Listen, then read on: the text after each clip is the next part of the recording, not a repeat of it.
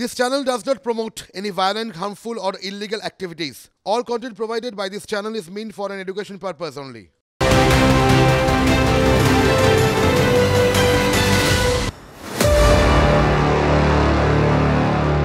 যিনি বিগত 2-2.5 বছর ধরে চর্চায় ছিলেন, 2-3 ধরে তো রয়েছেনই, তার পরিচয়টা পাল্টে গেছে, বায়োডাটা আরও একটা শব্দ যোগ হয়েছে। অভিজিৎ গাঙ্গুলি সদ্য প্রাক্তন বিচারপতি, তিনি ভগবান চাকরি প্রার্থীদের একাংশের কাছে ছিল বা আছেন, ইচ্ছাকৃত বললাম না কারণ সেটা নিয়ে এখন চর্চা চলছে, ভগবান অবধি রাখলাম। হ্যাঁ, এটা ঠিক, তার নির্দেশে অনেকের চাকরি হয়েছে তারা বলছেন, আবার এটাও ঠিক তার নির্দেশে অনেকের চাকরি গেছে। চাকরিহারাদের একাংশ আদালতের দ্বারস্থ হয়েছেন, বলছেন অভিজিৎ গঙ্গোপাধ্যায় জাস্টিস হিসেবে তিনি যে যে রায় দিয়েছেন সেগুলো খারিজ করতে হবে। ভূভারতে আজ পর্যন্ত এরকম হয়েছে বলে অন্তত আমার জানা নেই, যারা সিনিয়র সাংবাদিক রয়েছেন তারাও মনে করে দেখতে পারলেন না। আমরা আসবো, তবে তার আগে বিগলে কয়েকটা তথ্য দেখাই। দেখুন, কোর্টরুম থেকে রাজনীতির পিছে, বিচারকের কলম থেকে দলের পতাকা, রাজনীতির ময়দানে অভিজিৎ গঙ্গোপাধ্যায় নতুন পরিচয়। বিজেপিতে যোগ দিয়ে তৃণমূল সরকারকে উৎখাতের ডাক দিয়েছেন তিনি। আইনের রক্ষক হয়ে এতদিন নির্দেশ দিয়েছেন দাবি করছেন, এবার দলের শীর্ষ নেতৃত্বের নির্দেশ পালন করবেন অক্ষরে অক্ষরে। মামলাকারীদের কাছে ভগবান, ভোটারদের মন পাবেন অভিজিৎ গঙ্গোপাধ্যায়। বোধহয় এই 24-এর নির্বাচনের আগে এটা কোটি টাকার প্রশ্ন। ওই যে বললাম, তার বায়োডাটা পাল্টে গেছে। আজকে তিনি আনুষ্ঠানিকভাবে বিজেপির নেতা বা বিজেপি কর্মী। কি বলেছেন আজকে শোনাই একবার। প্রথম উদ্দেশ্য হচ্ছে পশ্চিমবঙ্গ থেকে একটা দুর্নীতিগ্রস্ত দলের এবং একটা দুর্নীতিগ্রস্ত সরকারের বিদায় লগ্নের সূচনা করে দেওয়া, যাতে 2026-এ তারা আর ক্ষমতায় আসতে না পারে। বিজেপির ক্ষমতায় আসা খুব দরকার বাংলার প্রয়োজনে। রাজ্যের মুখ্যমন্ত্রী মমতা বন্দ্যোপাধ্যায় নাম করেননি, কিন্তু কাকে নিশানা করেছেন মোটামুটি এটা পরিষ্কার অনেকের কাছেই। কি বলেছেন মুখ্যমন্ত্রী শোনাই একবার। বিচারের চেয়ারে বসে বিজেপি বাবু বিজেপি পার্টিতে জয়েন করার কথা ঘোষণা করছেন। এরা কেউ কেটা, তবে আমি খুশি যে তাদের মুখোশটা বেরিয়ে গেছে। হাজার হাজার ছাত্রছাত্রীর চাকরি খেয়ে বড় নেতা হয়ে গিয়েছিলেন, আর আপনার রায় জনগণ দেবে। আপনি যেখানে দাঁড়াবেন আমি স্টুডেন্টদেরই নিয়ে যাব, তার কারণ স্টুডেন্টরাই লড়াই করবে যাদের চাকরি আপনারা খেয়েছেন। আমরা যাব আলোচনা, ঝন্টু বাবুর কাছে একটু যাই। ঝন্টু বাবু, দেখুন, এটা হতে পারে একজন বিচারপতি বা বিচারক হয়তো রিটায়ারমেন্টের 5 দিন আগে, 10 দিন আগে, 15 দিন আগে, 1 মাস আগে একটি রায় দিয়েছেন, সেটা উচ্চতর বেঞ্চে গেল বা উচ্চতর কোর্টে গেল, সেটা খারিজ হলো, সেটা হতে পারে, খুব ন্যাচারাল সেটা। কিন্তু এইরকম একটা গ্রাউন্ডে আদালতের দ্বারস্থ হওয়া, কি আদালত কি রায় দেবে সেটা তো ভবিষ্যৎ বলবে, কিন্তু এটা কি ভূভারতে কোনোদিন হয়েছে? আমি প্রথমে তোমাকে বলি, দেখো, প্রিম্যাচিওর অবসর নিয়ে রাজনীতিতে এসছেন, রাজনীতি থেকে আবার বিচারপতি হিসেবে ফিরে গেছেন, এরকম স্বাধীনতার পরে ভুরি ভুরি উদাহরণ আছে, আমি ওই নিয়ে যাচ্ছি না। কিন্তু প্রশ্নটা যেটা হচ্ছে যে আজকে তুমি যেটা বললে একটা অভিনব, আমি বারবার যেটা ভয় পাচ্ছিলাম যে আইন তাকে পারমিশন দিয়েছে তিনি রাজনীতি করতে পারেন, কিন্তু প্রশ্নটা হচ্ছে আইনের বাইরেও তো বিচার ব্যবস্থায় একটা অন্য এথিক্যাল পার্ট থাকে। সেখানে কি শাসক দল, প্রথম দিন একটা চ্যানেলে অনুষ্ঠানে আমি বলেছিলাম যে তৃণমূলের যে চোরদের যারা জাস্টিফাই করতে সন্ধ্যাবেলা আসে, তারা কি এটাকে নিয়ে নালিফাই করতে নামবেন না তো এক্সকিউজ দেওয়ার একটা প্ল্যাটফর্ম তৈরি করতে। আজকে মুখ্যমন্ত্রী যেই বলটা খেললেন, সেই বলটা খেললেন শুধু মুখ্যমন্ত্রী নয়, তার দল কিন্তু এটাকে এক্সকিউজ দেওয়ার একটা জায়গা তৈরি করলেন। তার মানে একটা বৃহৎ অঙ্কের যে টাকার লেনদেনের মাধ্যমে ভারতবর্ষে স্বাধীনতার পরে সবচাইতে বড় শিক্ষা কেলেঙ্কারি, চাকরির কেলেঙ্কারি হয়েছে, যেখানে আমার তোমার ঘরের সন্তানেরা একটা পেয়েছিল, লেন্স পেয়েছিল, এই জাস্টিস গাঙ্গুলিকে লেন্স হিসেবে দেখতে চেয়েছিল, বঞ্চনার লেন্স। সেই জায়গায় শাসক দল কি প্রিন্টেড করে তাদের জাস্টিফিকেশন মঞ্চ তৈরি করলো না তো এই সিদ্ধান্তে? আমি ওটাকে ভয় পাচ্ছি। মানে ঝন্টুবাবু বললেন, আচ্ছা বিচারপতি নিরপেক্ষ ছিলেন না, উনি বলেছেন কে প্রথম কাছে এসেছি সেটা বলেননি, বিজেপিও তার সঙ্গে যোগাযোগ রেখেছে, উনিও বিজেপির সঙ্গে যোগাযোগ রেখেছেন। আর আজকে একটা কথা বললেন যে আমি সর্বোচ্চ নেতৃত্বের নির্দেশ মেনে চলবো, উনি চলছিলেন।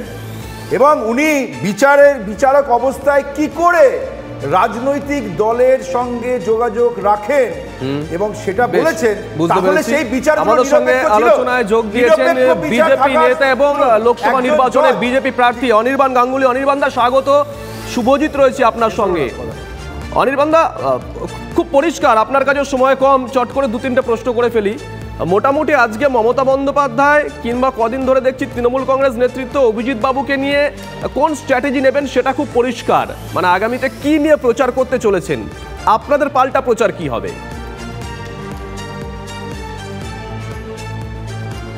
আমাদের পাল্টা প্রচার তৃণমূল কংগ্রেস অভিজিৎ বাবুকে নিয়ে কি করবে না করবে সেটার উপর ফোকাস আমাদের একদমই নেই। আমাদের ফোকাস একটাই, যে যিনি একমাত্র মহিলা মুখ্যমন্ত্রী বলে নিজেকে গর্ব করতেন, ঘোষণা করতেন, সেই মুখ্যমন্ত্রীর রাজত্বে গত 12 বছর ধরে সন্দেশখালির ঘটনা কি করে ঘটতে পারে, এক, এবং এত তৎপরতা, মানে আমরা অবাক। একদিকে তো আমাদের প্রচারের একটা দিক তো পরিষ্কারভাবে মোদির গ্যারেন্টি, উনি যা বলেছেন গত 10 বছরে ঠিক সেটা করে দেখিয়েছেন। এবং গতকাল উনি যখন হুগলির তলায় মেট্রো রেলের পরিষেবার উদ্বোধনী কার্যক্রমে এসছিলেন, তখন পরিষ্কারভাবে মানুষের ঢল। এটা তো আপনাদের একটা দিক গেল একটা প্রচারের। আমি বলছি এই যে অভিজিৎ বাবু, আমি শুরুতেই যেটা বলেছিলাম আমার বলার সময়, যে তিনি চাকরি প্রার্থীদের কাছে ভগবান ছিলেন বা আছেন বা থাকবেন, ইচ্ছে করে এই শব্দগুলো ব্যবহার করিনি। আজকে তৃণমূল কংগ্রেসের তরফ থেকে এর আগেই প্রচার করা হচ্ছিল, বলা হচ্ছিল কখনো সরাসরি কখনো ঘুরিয়ে যে পলিটিক্যালি মোটিভেটেড। আজকেও তো তৃণমূল কংগ্রেস সেই একই রকম ভাবে প্রচারে নামছে। শুভজিৎ দেখো না শুভজিৎ, না Subhajit, let us be very clear. এই ইলেকশনটা জাস্টিস অভিজিৎ গাঙ্গুলির ইলেকশন না। এই ইলেকশনটা ভারতের প্রধানমন্ত্রী নরেন্দ্র মোদীকে তৃতীয়বার প্রধানমন্ত্রী নির্বাচিত করার election. So late us be very clear, 1 নম্বর। এবং সেই জন্যে পশ্চিমবঙ্গের মানুষের response to prime minister Narendra Modi, আমরা সেটাই মানুষকে দেখাবো, তাদের কাছে ধন্যবাদ জ্ঞাপন করব। এবং গতকাল পশ্চিমবঙ্গের মানুষ বারাসাতের মধ্যমগ্রামের রাস্তায় দুধারে দাঁড়িয়ে এবং মেট্রো রেল পরিষেবা সেইখানে দাঁড়িয়ে তারা প্রমাণিত করেছে যে পশ্চিমবঙ্গের মানুষ মোদী পরিবারের। বেশ, আপনার কেন্দ্র সংক্রান্ত একটা প্রশ্ন এবং শেষ প্রশ্ন, আপনার কেন্দ্র সংক্রান্ত, যদি তথ্যগত ভুল না হই 2019-এ একমাত্র ওই কেন্দ্র মানে যাদবপুর কেন্দ্র, সেখানে সিপিএমের একটা ভোট ছিল, মোটামুটি একটা অংশের ভোট ছিল, গোটা রাজ্যের যে অবস্থা হয়েছিল ওখানে সেটা হয়নি। আজকে বামেদের ভোট বা যদি ওখানে আইএসএফের কি করবে আমরা জানি না, মানে কোথাও গিয়ে কি শুধুমাত্র তৃণমূল কংগ্রেসের পাশাপাশি বামেরাও আপনার কাছে চ্যালেঞ্জ হতে পারে যাদবপুরে? দেখুন, আমি একটা কথা হাত জোড় করে শুভবুদ্ধি সম্পন্ন বামপন্থী যারা রয়েছেন, সমর্থক রয়েছেন, তাদের বলবো, দেখুন, আপনাদের সাথে আমাদের লড়াই হচ্ছে বিচারধারার লড়াই, একটা আইডিওলজিক্যাল ফাইট, এবং আমাদের চিরকাল সেই জায়গাটা রয়েছে আইডিওলজিক্যাল ফাইট করতে। কিন্তু প্রথমে পশ্চিমবঙ্গকে মুক্ত করতে হবে। তারা কি সন্দেশখালি অ্যাকসেপ্ট করে? তারা কি শাহজাহান শেখের মতন একটি ক্রিমিনাল অ্যান্টি সোশ্যালকে যে ধরনের প্রোটেকশন মুখ্যমন্ত্রী স্বয়ং দিচ্ছেন, বামপন্থীরা কি সেটা মেনে নিতে পারে? আসুন আগে, এবং কেন্দ্রে তো আমরাই থাকবো, কেন্দ্রে নরেন্দ্র মোদী প্রধানমন্ত্রী থাকবে। সেজন্য আমি তাদেরকে অ্যাপিল করব, বলবো যে দেখুন, আগে পশ্চিমবঙ্গকে আমরা মুক্ত করি, এবং সেই জন্যে আমাদের আরও বেশি সংখ্যক পশ্চিমবঙ্গের থেকে লোকসভায় ভারতীয় জনতা পার্টির ক্যান্ডিডেটদের থাকা উচিত। আগে পশ্চিমবঙ্গকে মুক্ত করা যাক, আমাদের আইডিওলজিক্যাল ফাইট পরে করা যাবে। এই কথাই বলবো। তারা সন্দেশখালি কি মানতে পারে একবার তারা বলুক। তারা মানতে পারে না, আমরাও মানতে পারি না, কিন্তু যারা সন্দেশখালি ঘটিয়েছে তারা পশ্চিমবঙ্গকে শেষ করে দিচ্ছে। মহিলা সুরক্ষা, মহিলা সম্মান সম্পূর্ণভাবে ধূলিসাৎ হয়েছে। আমরা একটা আইডিওলজিক্যাল পার্টি হিসেবে উই ক্যানট অ্যাকসেপ্ট দ্যাট। বেশ, বলবো তাদের। বেশ, অসংখ্য ধন্যবাদ আপনাকে, আপনি প্রচারের ফাঁকেও সময় দিয়েছেন, অসংখ্য ধন্যবাদ আপনাকে। আমরা আলোচনায় ফিরি, যে আলোচনায় ছিলাম যাব আমরা অতনুর কাছে। আমার কথাটা তখন শেষ হয়নি, আপনি যখন ওখানে ধরে নিলেন, বলুন, আপনাকে দিই একটা। দেখুন, বেশি কথা বলার নয়, নিরপেক্ষতা বজায় ছিল না, সেটা যে কোনো মানুষ বুঝতে পারছেন। যিনি বলেছেন আমার সঙ্গে যোগাযোগ রেখেছেন, আপনার দাবি অনুযায়ী নিরপেক্ষতা বজায় ছিল না। না, এটা আমার দাবি অনুযায়ী নয়, যে দাবিটা উনি করেছেন এক মিনিট যোগাযোগ রেখেছেন। ভাস্কর দা, আপনার দাবি অনুযায়ী নিরপেক্ষ ছিল না, তার মানে পলিটিক্যালি মোটিভেটেড একজন পার্থ চট্টোপাধ্যায়ের বিরুদ্ধে সিবিআই দিয়েছিলেন। তার মানে পার্থ চট্টোপাধ্যায় এখন ভালো ছেলে, পরেশ অধিকারীর মেয়ে চাকরি যায়নি, পার্থ চট্টোপাধ্যায়ের বান্ধবী বাড়ি থেকে টাকা উদ্ধার হয়নি, তাই তো? কালিমালিপ্ত করেছেন। না না, আপনি এই উত্তরটা দিন।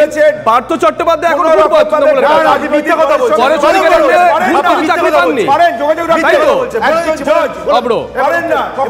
এবার ঠিক আছে উনি ইনস্ট্রাকশন ফলো করতেন। আমি মুখ্যমন্ত্রী মমতা বন্দ্যোপাধ্যায়ের কথা শুনছিলাম, উনি বলছিলেন জাস্টিস অভিজিৎ গঙ্গোপাধ্যায় যেখানে দাঁড়াবেন উনি সেখানে যাবেন। আমি তো ভয় পাচ্ছিলাম উনি এটা বলে না পেলেন যে আমি ওখানে দাঁড়িয়ে পড়বো, কারণ আবার হারতেন, আবার সেকেন্ড টাইম কম্পার্টমেন্টার পেতেন। ভাগ্যিস ওটা বলেননি, যেখানে উনি দাঁড়াবেন এই জাস্টিসের এগেনস্টে উনি হারবেন, এটা বলে দিন। আরেকটা কথা যেটা ভাস্করদা বলছে, খুব কনভিনিয়েন্টলি মিথ্যা কথা বললেন। কিসের? আমি বলে দিচ্ছি, উনি বোধহয় যখন জাস্টিস গঙ্গোপাধ্যায়ের ইন্টারভিউগুলো শুনছিলেন, অর্ধেকটা ইন্টারভিউ বোধহয় কানে হাত দিয়ে বসেছিলেন, তারপর বোধহয় কান থেকে হাত ছড়িয়েছেন। কারণ জাস্টিস গঙ্গোপাধ্যায় পরিষ্কার বলেছেন বিগত 5-7 দিনে আমার সঙ্গে যোগাযোগ হয় এবং আমি ছুটিতে ছিলাম। তার জাজমেন্ট নিয়ে আমরা প্রশ্ন করেছিলাম। এক মিনিট আমাদের সহকর্মী শ্রাবন্তী প্রশ্ন করেছিল অভিজিৎ বাবু ঠিক কি জানিয়েছিলেন, শোনাই একবার, শোনাই। এরিয়ার করতে কোনো মামলা করেননি, মামলা শোনেননি বা রায় দেননি? না না না না না না, আদৌ না, আদৌ না। আমি যখন রায় দিচ্ছি আমি কি জানতাম যে লোকে উল্লসিত হবে? একদম জানতাম না। 2-3টে মামলায় পাওয়ার পর সিবিআই দেওয়ার পরে লোকে কিরম যেন একটু চাঙ্গা হয়ে উঠলো, যাই এখানে এখন তাহলে কিছু একটা হচ্ছে। এবং তারপর যখনই আমি যা করছি একটা লোকের নজরের মধ্যে চলে আসছি। এগুলো একদম জেনে বুঝে কিচ্ছু করা নয়, কিচ্ছু করা নয়। 19টা মামলা তো সুপ্রিম কোর্ট কলকাতায় আবার পুনর্বিচারের জন্য পাঠিয়ে দিয়েছে। সুপ্রিম কোর্ট তো সেখানেই সেটিসফাইড করে দিতে পারতো যদি আমার অর্ডার এতই খারাপ হতো। আর তাছাড়া একটা জিনিস মনে রাখতে হবে, আমার অর্ডার ম্যাক্সিমাম অর্ডার কিন্তু ডিভিশন বেঞ্চে চ্যালেঞ্জ হয়েছে, ডিভিশন বেঞ্চ আপিল করেছে আমার অর্ডার, তারপর তারা সুপ্রিম কোর্টে গেছে। যাব অতনু, আইনজীবী অতনু, জাস্টিস গাঙ্গুলি সদ্য প্রাক্তন বিচারপতি, তার শেষ কথাটা দিয়ে আপনার কাছে যাই। এই যে প্রচার করা হচ্ছে বা দাবি করা হচ্ছে ওনার সব রায় তো স্টে হয়ে গেছে, অধিকাংশ রায় তো স্টে হয়ে গেছে, এই দাবির সত্যতা? তৎকালীন জাস্টিস অভিজিৎ গাঙ্গুলির যা রায়গুলি দিয়েছিলেন সেগুলো কিছু কিছু ক্ষেত্রে সেই সময়ের জন্য স্টে হলেও কিন্তু অধিকাংশ মামলার রায়কেই উপরের কোর্টে কিন্তু আপিল করেছে। ওনার যা জাজমেন্ট ছিল, ওনার যা রায় ছিল, সেগুলো ম্যাক্সিমামগুলো হচ্ছে আপিল রয়েছে। অর্থাৎ উনি যে রায় দিয়েছিলেন সেটাকে যে মহামান্য উচ্চ আদালত তারাও মনে করেছে যে উনি সঠিক রায় দিয়েছিলেন। এবার হচ্ছে রাজনীতির প্রভাব ইত্যাদি ইত্যাদি। দেখুন সুজিত, আমি মনে করি এই মুহূর্তে যতজন সারা ভারতবর্ষে যতজন যে আইন মানে জজ রয়েছেন বা যারা যারা রয়েছেন বিচার ব্যবস্থার সঙ্গে যুক্ত রয়েছেন, জাস্টিস যারা রয়েছেন, প্রত্যেকেরই কোনো না কোনো ইলেকট্রাল রোলে হচ্ছে নাম এনরোল রয়েছে, প্রত্যেকেই হচ্ছে গিয়ে কোথাও না কোথাও ভোট দেন। কিন্তু আসলে দেখতে হয় যখন, তাহলে কি যারা বিচারকের জায়গায় আছেন তিনি তার বিচার সময় রাজনৈতিকভাবে মোটিভেটেড হয়েছেন কিনা, এইটা হচ্ছে দেখবার জায়গা। এক, 2 নম্বর হচ্ছে ভাস্করদা একটা কথা বললো যে যোগাযোগ ইত্যাদি, এটা অভিজিৎবাবু নিজে বলেছেন, কিন্তু তার সাথে উনি এটাও বলেছেন যে আমার কুণাল ঘোষের সঙ্গেও নিজের চেম্বারে বসে আলাপ করছে। আমি বলিনি কুণাল ঘোষের সঙ্গে, আরে কুণাল ঘোষ তৃণমূলের প্রধান বিজেপি দল থেকে ইনস্ট্রাকশন শক্তিবাবু অনেকক্ষণ ধরে বলার চেষ্টা করছেন। শক্তিবাবু এক এক করে ভাস্করদা, শক্তিবাবু।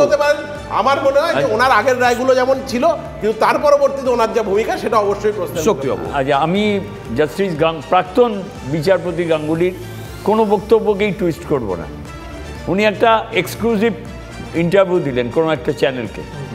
উনি বললেন যে বৃহত্তর পরিসরে মানুষের সেবা করতে গেলে আমার একটা রাজনীতি করার দরকার। আমি মনে করেছি ভারতবর্ষে দুর্নীতিমুক্ত রাজনৈতিক দল বিজেপি, তাই আমি বিজেপির সমর্থন করলাম। আমি একটা কথা খুব পরিষ্কারভাবে ক্ল্যারিফাই করতে চাই in front of all others, যে জাস্টিস গাঙ্গুলি সবসময় একটা নিউজের ফ্রেমের মধ্যে থাকতে চেয়েছেন। উনি কিছু নিশ্চয়ই যে মানে চাকরি নিয়ে কর্ম নিয়ে যে চুরি হয়েছিল, উনি একটা মানুষের জায়গায় মানুষের মনে একটা আশার আলো জাগিয়েছিলেন। শুধু জাগিয়েছিলেন বললে ভুল হবে, যোগ্য লোকেরা তারা পড়াশুনো করে চাকরি পাচ্ছে না, তাদেরকে উনি চাকরি দিয়ে পাইয়ে দিয়েছেন, এটা অন্যায়ের কিচ্ছু নেই। কিন্তু তারপরে উনি বলা শুরু করলেন যে আমি বামরা ঠাকুর মানে না, তাই আমি বামেদের যাইনি, কংগ্রেস পরিবারতন্ত্রে বিশ্বাসী। ঠিক না, না এই কথা না, আমি বলে সন্টুবাবুর কাছে একটু যাই। আরেকটা বিষয় মনে আমরা একটা কথা, আমি 1 মিনিট, আমি অবশ্যই পারিবারিক জমিদারি, 100 বার পারিবারিক জমিদারি কংগ্রেস। বেশ, সন্টুবাবুর কাছে একটু যাই। 1 মিনিট সন্টুবাবু, 1 মিনিট অবলো, 1 মিনিট অবলো, 1 মিনিট। আমরা মনে হয় প্লিজ শক্তিবাবু অবলো 1 মিনিট, সন্টুবাবুর কাছে যাই। 1 মিনিট সন্টুবাবু প্লিজ, অবলো থামতে হবে, নইলে আমি কিন্তু প্লিজ, আরে প্লিজ, এটা আলোচনা হচ্ছে, প্লিজ এটা আলোচনা হচ্ছে। আপনার কাছে সন্টুবাবুর কাছে, সন্টুবাবু আরেকটা বিষয় মনে হয়, আরে প্লিজ অডিও নামিয়ে দেবো আমার দুজনের। আমার মনে হয় আরেকটা বিষয় আমরা একটু ভুলে যাচ্ছি, সেটা হচ্ছে জাস্টিস গাঙ্গুলির কাছে গিয়ে যারা চাকরি পেয়েছেন তাদের বয়ানের সঙ্গে শাসক দলের বয়ান মেলেনি, কিন্তু এসএসসি বলেছে এতজন র্যাঙ্ক জাম্প করে চাকরি পেয়েছে, ভুয়ো নিয়োগ হয়েছে, তাদের বয়ানের সঙ্গে শাসক দলের বয়ান মিলে যাচ্ছে। আমি তোমাকে প্রথমেই পরিষ্কার বলছি, উনি কিন্তু একটা লেন্সের ভূমিকা অবতীর্ণ হয়েছিলেন। সিভিল জাস্টিস এই প্রথাটা যে এতদিন ডিনাইড হচ্ছিল রাজ্যে, সেটাকে কিন্তু উনি ফোকাসে এনেছিলেন, সারফেসে এনেছিলেন, এই আশা জাগিয়েছিলেন। আমি বলছি ওয়েলকাম শেখ শাহজাহান, নূরজাহান, জাহাঙ্গীরদের এই কলঙ্কযুক্ত রাজনীতি পশ্চিমবঙ্গে, তার থেকে ওনার রাজনীতি আসাটা অনেক বেটার, অনেক ওয়েলকাম। আমি বলছি আইনও আছে 271 কিন্তু ভয় পাই যেখানে এক এক করে প্লিজ, এক এক করে সময় দেবো। রাজনীতি আনুগত্য দাবি করে, এই রাজনীতি আনুগত্য দাবি করে। বেশ, ভাস্করদার কাছে একটু সরাসরি প্রশ্ন, ভাস্করদার সরাসরি প্রশ্ন। জাস্টিস গাঙ্গুলি পলিটিক্যালি মোটিভেট ছিলেন, তৃণমূল কংগ্রেস দাবি করে আসছে অনেক দিন থেকে, আজকে দাবিটা জোরালো হয়েছে। আমার প্রশ্ন হচ্ছে, এসএসসি যাদেরকে বলেছে যে ভাই এতজন তারা র্যাঙ্ক জাম্প করে চাকরি পেয়েছে, তাদের নিয়োগ বেআইনি, তাদের চাকরি ফিরুক, এটা কি আপনারা চান না? এই উত্তরটাকে দিন। প্রাক্তন বিচারপতি অভিজিৎ গঙ্গোপাধ্যায় সমস্ত রায়কে নতুন করে রিভিউ করা হবে। আপনাকে যে প্রশ্ন করছি, অবশ্যই এসএসসি বলছে এরা র্যাঙ্ক জাম্প করে চাকরি পেয়েছে, বেআইনি ভাবে চাকরি পেয়েছে, তারা চাকরি পেয়েছে, আপনারা এটা চাইছেন বলুন না। 1 মিনিট বলুন। রাতের অন্ধকারে এসএমএসে চাকরি হয়েছে, এর কোনো উত্তর নেই, করে চাকরি হয়েছে, সমস্ত চাকরি হয়েছে। অসংখ্য ধন্যবাদ। দেখুন, চাকরি প্রার্থীদের কথা TV9 বাংলা একেবারে ডে 1 থেকে বলে আসছে, তাদের বিভিন্ন দাবি দাবা আমরা তুলে ধরেছি, আগামীতেও তুলবো। কিন্তু ওই যে বললাম, জাস্টিস গাঙ্গুলির দিকে রাজনৈতিক আক্রমণ শাসক দল করবেও আগামী দিনে, খুব পরিষ্কার। কিন্তু এসএসসি যাদের কথা বলেছিল র্যাঙ্ক জাম্প করে চাকরি পেয়েছে, বেআইনিভাবে চাকরি পেয়েছে, শাসক দল কি চাইছে তারা চাকরি ফিরে পাক? তাহলে তো এসএসসি কে চ্যালেঞ্জ করা হয়ে যাবে। খবর আরো আছে।